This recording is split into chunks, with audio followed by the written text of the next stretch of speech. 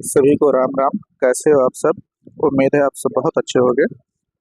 दोस्तों, आज की क्लास में भारत का सामान्य परिचय, इसमें जो बहुत सारे प्रश्न यूपी ट्रिपल एससी की परीक्षा में पूछे जाते हैं उनसे संबंधित आज हम कुछ थ्योरी करने वाले हैं। ठीक है, वन लाइनर फैक्ट हैं जो कि डायरेक्ट किसी न किसी परीक्षा में आते ही रहते हैं, बिल्कुल कॉमन फैक्ट हैं।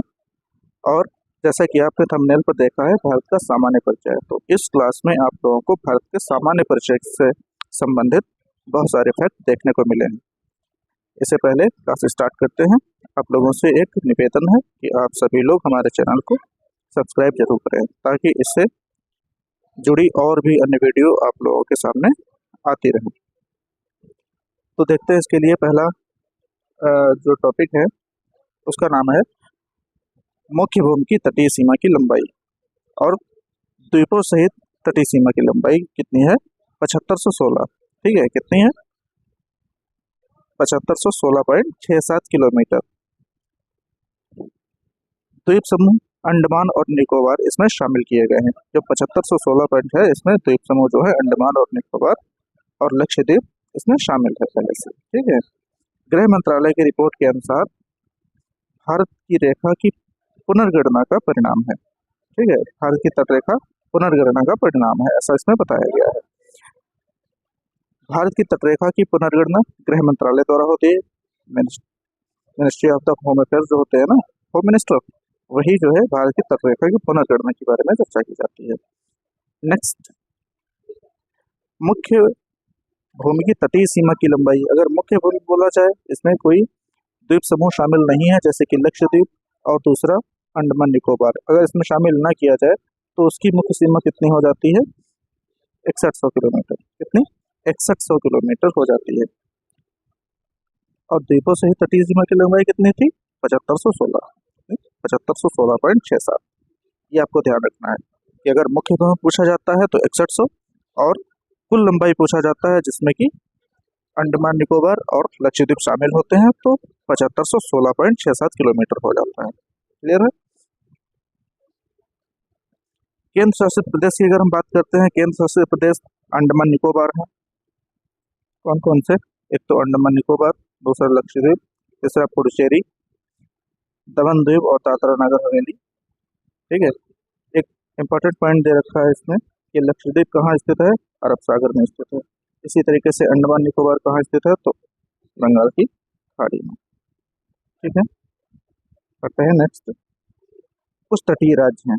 तटीय राज्य का मतलब ऐसे राज्य है जो बिल्कुल समुद्र के आसपास, समुद्र के किनारे ही बसे हुए हैं।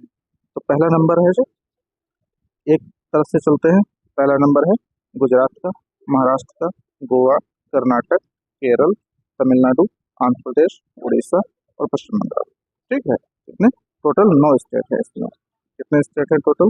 9 स्टेट है। इसमें कि आप इसमें देख ही सकते हैं, मैप में जो लगाया हुआ है हमने मैप, उसमें भी आप देख सकते हैं। इसमें कौन है?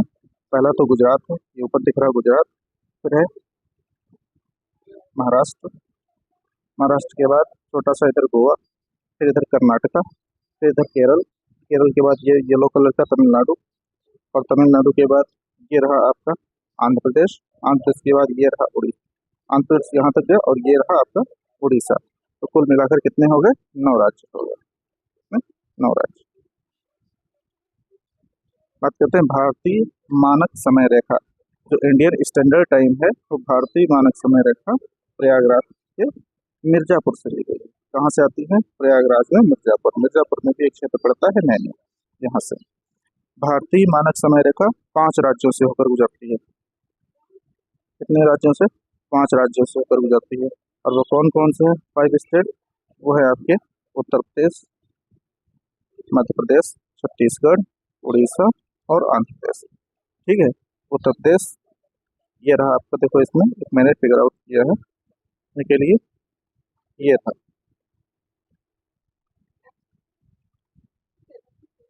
Indian standard time. UP, MP, Chhattisgarh, Orissa, Andhra Pradesh, ये इसका फिगर नहीं है, सॉरी। मैं आपको अगली बार दूसरा फिगर दिखाता हूँ, उसमें मेंशन किया गया है। नेक्स्ट है कि कर्क रेखा पर स्थित राजधानी कौन सी है। वेरी इंपॉर्टेंट फैक्ट है, बहुत बार पूछा जाता है हर एग्जाम में। तो कर्क रेखा पर स्थित राजधानी कौन सी है, तो रांची। रांची कहाँ की राजधानी है, झारखंड की। क्लियर। उत्तर भारत का उत्तर दक्षिण विस्तार कितना है, तो पूछा जाए तो कितना हो जाएगा, 3214 किलोमीटर। ठीक है, जैसे कोई भी अगर इस तरीके से अगर विस्तार दे रखा है तो ये वाला जो विस्तार है वो कितना है, 3214 किलोमीटर। इसी तरीके से पूर्व से पश्चिम विस्तार कितना हो जाएगा, तो हो जाएगा 2933, यानी यहाँ से यहाँ तक विस्तार कितना हो जाएगा, 2933 किलोमीटर। इसी तरीके से बढ़ते हैं आगे।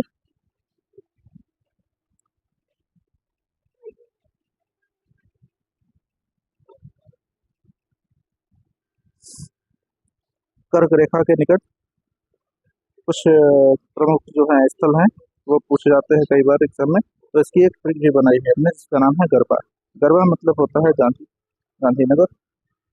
गरबा मतलब जिससे गांधीनगर, उज्जैन, रांची, भोपाल और अगरतला। ठीक है, गांधीनगर गुजरात में है, उज्जैन कहाँ है, मध्य प्रदेश में है। इसी तरीके से रांची झारखंड की राजधानी है, भोपाल मध्य प्रदेश में पड़ता है और अगरतला त्रिपुरा की राजधानी है। कर्क रेखा में कहा गया, कर्क रेखा 23.5 डिग्री उत्तरी अक्षांश पर विस्तृत है। कर्क रेखा व भारतीय मानक समय रेखा एक दूसरे को छत्तीसगढ़ राज्य में काटते हैं। ठीक है, एक भारतीय मानक समय रेखा जो कि इस तरीके से आती है, मैं भी बता रहा हूँ आपको, इस तरीके से आती है। और एक होती है कर्क रेखा जो कि इस तरीके से जाती है। दोनों के दोनों ये मिलन जो बिंदु हो जाते हैं, ये वाला पॉइंट हो जाता है, ये कहाँ पर है, तो ये हो जाता है छत्तीसगढ़। कहाँ पर, छत्तीसगढ़ राज्य में। ठीक है, नेक्स्ट लाइन है कि कर्क रेखा भारत के बीचों बीच से होकर गुजरती है। ये बहुत इंपॉर्टेंट है, भारत के बीचों बीच से होकर कर्क रेखा गुजरती है। कर्क रेखा सबसे लंबी और कर्क रेखा सबसे छोटी, ये टॉपिक भी कई बार पूछे जाते हैं कि सबसे ज्यादा लंबाई कर्क रेखा की किस राज्य में पड़ती है। तो सबसे ज्यादा लंबाई कहाँ है, मध्य प्रदेश के अंदर। और सबसे जो छोटी कर्क रेखा है वो कहाँ है, राजस्थान में। सबसे कम लंबाई कहाँ पड़ती है, राजस्थान में। क्लियर, यानी राजस्थान का कुछ हिस्सा ही टच करके जाती है और मध्य प्रदेश का बहुत सारा हिस्सा टच करके निकल जाती है। ठीक है, शायद इस फिगर में यही चीज दिखाई गई है। देखिए, राजस्थान सबसे छोटी, राजस्थान में बहुत कम भाग टच हो रहा है। अब देख पा रहे होंगे शायद, राजस्थान में बस इतना भाग टच हो पा रहा है, ये चीज। और मध्य प्रदेश यहाँ से लेकर यहाँ तक टच हो रहा है। ठीक है, इसी तरीके से बढ़ते हैं अपने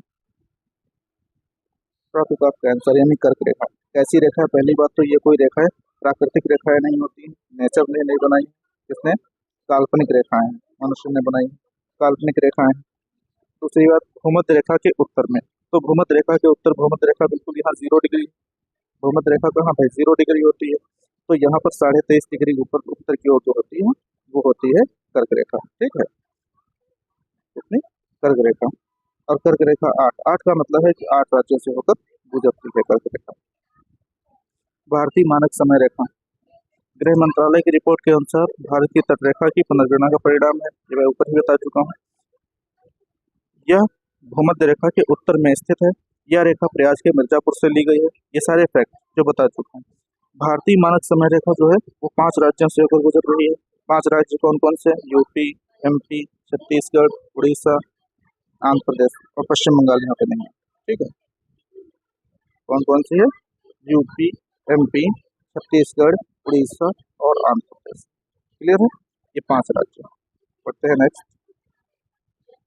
भारत के 7 सीटर में शामिल राज्य, तो 7 सिस्टर्स बोले जाते हैं, वो कौन कौन से राज्य शामिल हैं। 7 सिस्टर, पहली बात तो नाम किसने दिया ये समझते हैं। तो ज्योति प्रसाद साइकिया जी, कौन है, ज्योति प्रसाद साइकिया जी। 7 सिस्टर कौन सा राज्य शामिल नहीं है, ये बहुत पूछा जाता है। तो सिक्किम जो राज्य है ना वो शामिल नहीं है। ये पूर्वोत्तर राज्य जो भी है वो उनको मिला करके, जो अरुणाचल प्रदेश और आसपास के जो राज्य हैं उनको मिला करके 7 सिस्टर नाम दिया गया। 7 राज्य वहाँ पर पहाड़ी राज्य पड़ते हैं, पूर्वोत्तर राज्य में। ठीक है, लेकिन सिक्किम उन 7 सिस्टर से अलग है। तो ये बहुत कंफ्यूज करता है कभी कभी कि सिक्किम भी हो सकता है वैसे, क्योंकि सिक्किम भी एक पहाड़ी राज्य है लेकिन 7 सिस्टर से ये अलग है।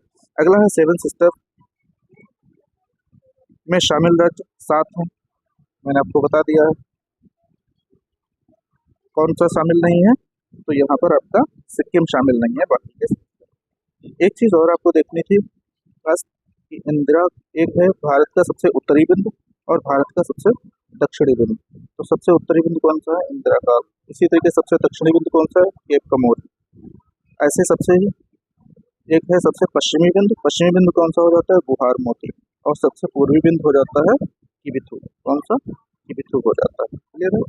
ये सारी बातें हमको याद करके चलनी होंगी। तो इस वीडियो में इतना ही, और मिलेंगे आपको अगले वीडियो में कुछ और इम्पोर्टेंट फैक्ट के साथ। तब तक आप लोग देखते रहिए इस चैनल को, और आपको कुछ जानकारी इसमें अच्छी लगे, पसंद आए, आपके काम की हो, तो जरूर इस चैनल को सब्सक्राइब कीजिए। ठीक है, मिलते हैं अगली वीडियो में। तब तक के लिए नमस्कार।